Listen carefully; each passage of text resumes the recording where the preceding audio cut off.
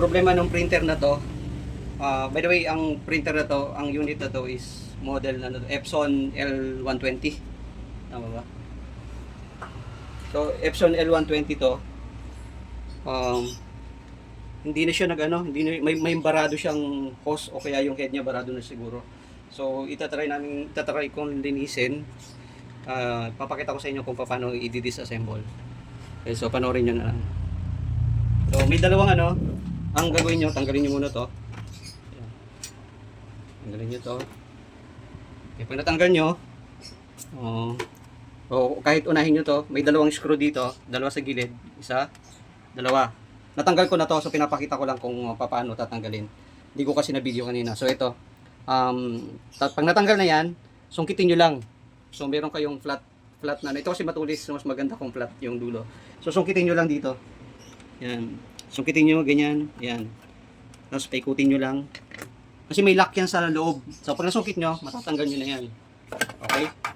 Pag natanggal nyo na yan, balik nyo ulit yung cover ng ink para hindi matapon. Yan. So bali, natanggal na yan. O, ito. So, pag natanggal na to, kasi yung screw na yon, yun din yung naglalak dito sa cover na to. So pag natanggal nyo na yan, may tatanggalin pa kayong cover dito. Para, bago nyo tanggalin itong cover na to, of course, i-unscrew nyo yung dalawa. May dalawang screw dito. Isa, dalawa. So dalawa lang. Pag na-unscrew nyo na yan, okay, tanggalin nyo itong, yan, itong dalawa. So, tanggalin nyo yan. Tapos, sungkitin nyo lang din to. Dito, kahit saan kayo mag-start ng sungkit, dahan-dahan lang. Kung nasungkit nyo na yan, aangat yan, aangat. So, dahan-dahan yung tanggalin. So, ayan na yung makikita nyo. Tatanggalin na natin yung ano, yung mga cartridge niya. So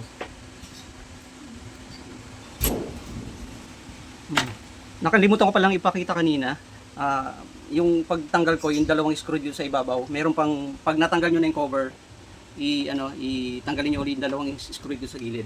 May dalawang screw dyan sa gilid. So bali apat na screw dito sa side na to. Tapos dalawang screw sa top. So siningit ko lang kasi nakalimutan ko kanina Ngayon, magtatanggal tayo ng ng cartridge. So para hindi ako malito, kasi pag tinanggal mo ito magkakahiwa-hiwalay, baka malito ko tayo pagbalik. So 1, 2, 3, 4. 1, 2. Nilagyan ko lang ng number 1, 2, 3, 4. Ibig sabihin, madali na tayo magbalik mamaya. Una, tatanggalin mo natin itong plastic na to. May lock tong plastic na to. So ituklapin nyo lang tong gilid. Tuklapin nyo ng kutsilyo tong gilid. Pag natuklap nyo, hilahin nyo lang yung or i-move forward nyo, hindi hila, move forward. Tapos, angat. Ayan, may lock din kasi to. May lock din. So, ayan. Kita nyo, ayan. No? Okay. Tapos, madali na tong mga hose tanggalin. Isa-isa na lang. Ayan. Ingatan nyo lang na wag mabutas yung hose. Mga ayan. Tapos, sungkitin nyo lang dito banda, may mga lock yan dito, bawat cartridge dito. So sungkitin nyo lang, dahan lang yung push lang, dahan. So ayan, tapos push nyo dito, ayan, push nyo. Pag push nyo, hila pataas. Ayan. Ayan, okay, so tanggal na. Ngayon, tanggalin natin. Isa, dalawa, tatlo, apat. So ito na yung mga cartridge nya. Okay. Ngayon, isusunod natin itong bracket ng cartridge. Ito. Itong bracket ng cartridge, meron din yan lock sa gilid, magkabilang gilid. So, ayan, ipupush nyo lang yan. Ipupush nyo lang yung dalawang yan, tapos angatin nyo to. Ingatan nyo lang din na matanggal yung lock or mabali yung lock. Kasi pag nabali yung lock, so wala na mag-hold dun sa mga cartridge or dahil aangat to eh. O, ngayon, yung isang lock dito nakatago. So ingatan nyo lang ma-damage nyo tong itong parang ito kasi yung power niya o yung niya wire ngayon. Magana lang kayo ng manipis na ito, manipis. So dahan-dahan lang ang push tapos angat ng konti. Okay, pag umangat na, ganoon din dito. Push nyo lang sa bandang taas. bandang taas. Okay, tapos yan, tanggal na. So, nakita nyo. Tapos kung ang susunod niyan yung pagtatanggal natin ng ano ng head. So ito yung printer head na sila. So meron siyang tatlong screw. So tatanggalin natin. So pag natanggal niyo na yung ano, pag natanggal niyo na yung tatlong screw, ayan oh, 1 2 3. Pag natanggal niyo na yan, so, angatin niyo lang. Uy. So ito na yung head niya. Okay, ito na. So tatanggalin natin 'yan. So teka lang. So ito tatanggalin na natin yung ano, yung ito may cable kasi na flat, yung flat na cable dito. So tatanggalin na natin. Hilahin niyo lang 'yan, hilahin niyo lang. Palabas. O yan, okay. So ingat lang sa ano kasi o yan. So nahila na natin siya, natanggal na natin. So makikita niyo malinis siya, malinis. So, okay. So ito try natin linisin kasi wala pa akong pampalit eh. So try kong linisin. Kapag hindi umubra, papalitan ko na lang.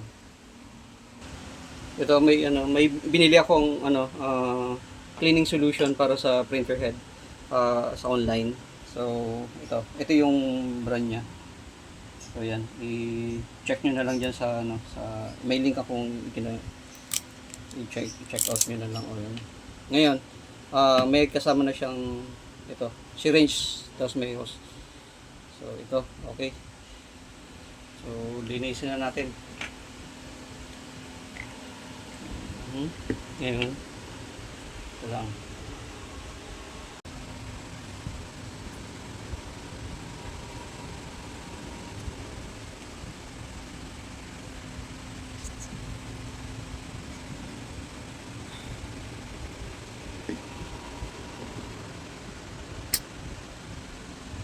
Okay. Ngayon, isa-isa nating ito dito kasi nakalagay yung ano yung mga yung cartridge kasi may ano yun eh parang hose dito nakakabit dito. So pag pinasok mo yung cartridge, bawat cartridge mayroong ano hole or butas na ito diretso dito sa mga tube na to. So wag na natin yung ano wag na nating hawakan or ano. So itong dulo ng hose ikakabit lang natin. Okay. Tapos hawakan. Ayan. Hindi ako pakita mo diyan. So tapos ipi-press lang natin to. Na makikita nyo, ayan. So ayan, ipi-press nyo lang. Pag press nyo, ayan, nakita nyo. Ayan, lumalabas oh. Ayan, lumalabas yung ano. Yung liquid. Okay. So isa-isa yan. Wait. So pangalawa. So ayan, dito. So, again. So yan, makita nyo. Makita nyo. So ito yung kaninang may problema, wala lumalabas na ano. Kita nyo.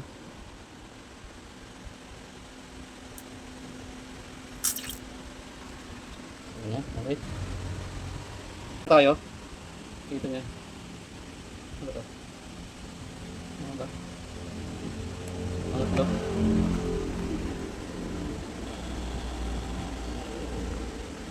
So makita nyo, okay yung pangatlo, pang-apat, yung parang yung ano yung ano ba yung red, ano bang tawag doon? Yung red ang may problema.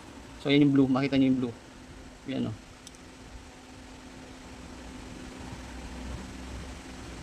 Parang shower. So yan medyo ano na siya, medyo luminis na siya. Gas-gas na yung ano yung ano. So ulitin natin yung ano, yung procedure.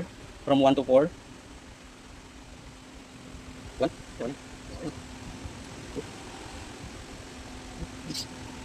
Low. Low.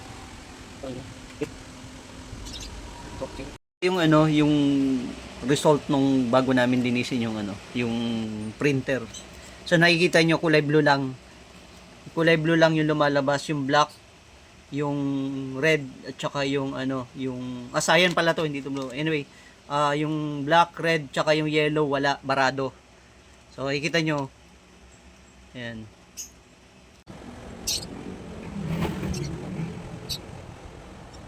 Eh susubukan kong ano i-print tong parehong document, software ko malinis. Tingnan natin kung gagana. or nalinis ko nga ba. So,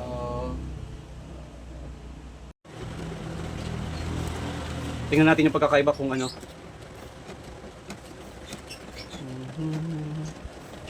So, hindi nyo na kailangan bumili ng bago pag ano, linisin nyo muna. Kapag hindi umubra yung linis nyo, ibig sabihin, that's the time na bumili kayo ng bago. Sayang naman yung pera. So yan, makikita nyo sa guhit pa lang yung unang labas. So kita nyo, iba na oh. Yan ibig sabihin may mixture na siya ng ng lahat ng kulay. Black, cyan, yung red tsaka yung yellow. So kita nyo, yan na yung true color niya.